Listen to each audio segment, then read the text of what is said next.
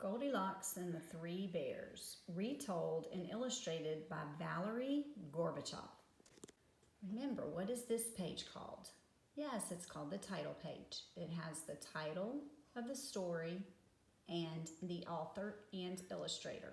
And Valerie Gorbachev, she did both. She was the author and the illustrator. Once upon a time, there were three bears who lived together in a little cottage in the woods. There was a great big father bear, a middle-sized mother bear, and a wee small baby bear.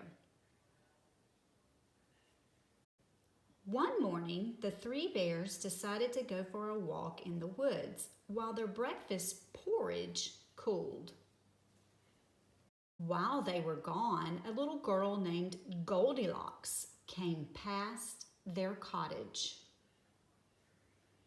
She peeked in the window, and when she saw that no one was at home, she went inside. There on the table sat the three bowls of porridge. The porridge smelled so delicious that Goldilocks just had to have some. First, she tried the porridge in the great big father bear's great big bowl, but it was too hot. Next, she tried the porridge in the middle-sized mother bear's middle-sized bowl, but it was too cold.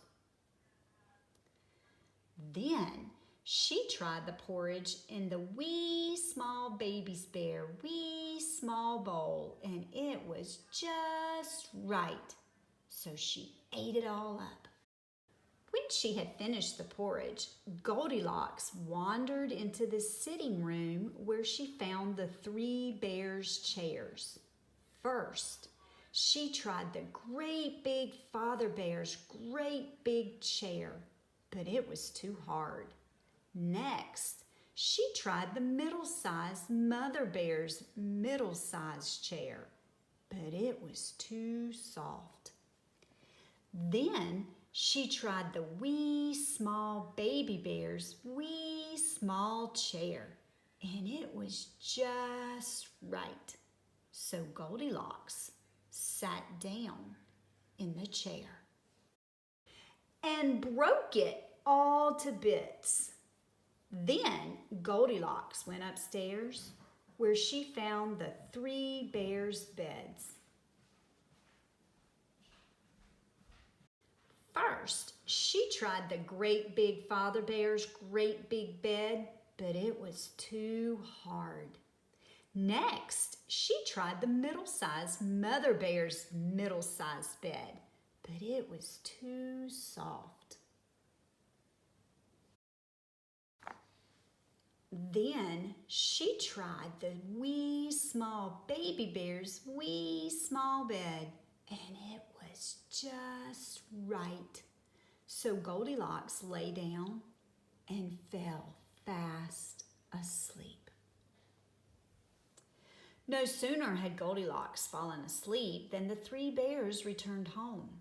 Their walk had made them very hungry, so they hurried right into the kitchen. Goldilocks had left the spoon in the great big father bear's porridge. "Someone has been eating my porridge," said the great big father bear in his great big voice. The middle-sized mother bear saw that the spoon had been left in her bowl of porridge too.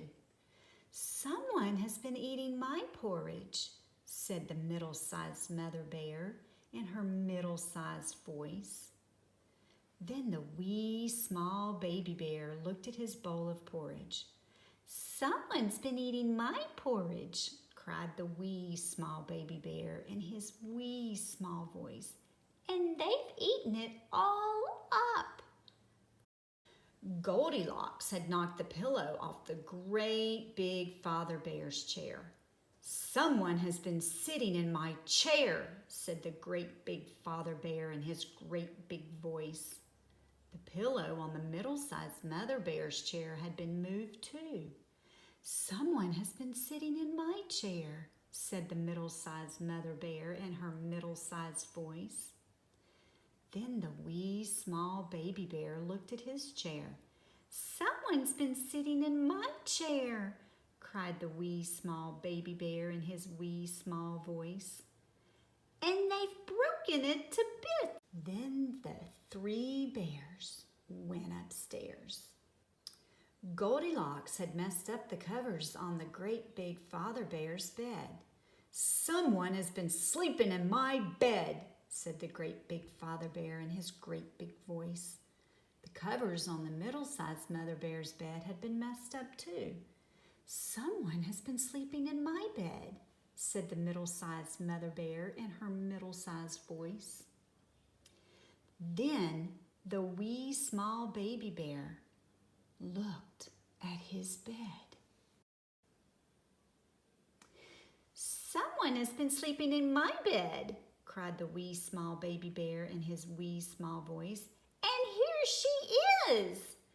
Goldilocks woke up with a start.